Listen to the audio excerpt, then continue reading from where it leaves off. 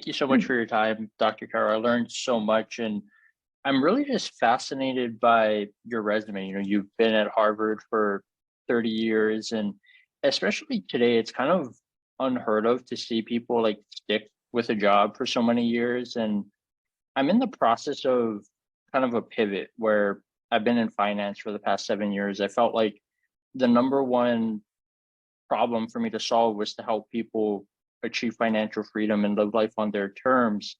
And the pandemic kind of blew a lot of things up with mental fitness. And for a lot of young people, I'm curious for you, like, do you see social media as being kind of the newest epidemic that a lot of the younger generation are facing? And what type of advice do you have for the younger generation in terms of leadership and leading themselves?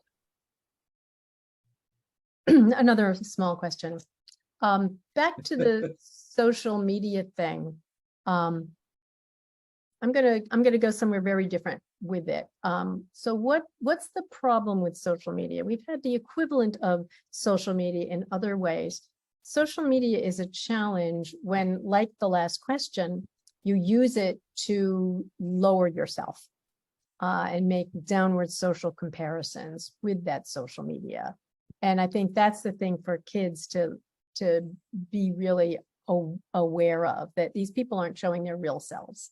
They're showing their pretend selves, and they're marketing themselves. And then how can you, I've got the same problem with this thing. I mean, one of the worst things that happened to me recently is when I was in London, I was pickpocketed.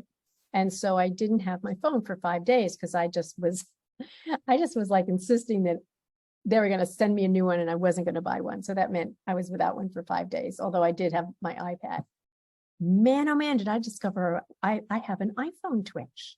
It's just like, and it was sort of like when when you've had a mirror somewhere in your house for a long time, and then you move the mirror and you smile at the blank wall and then go like, oh my God, I'm such an idiot. I didn't even know I did like this face whenever I looked there. And unless there's no wall, there's no mirror there anymore.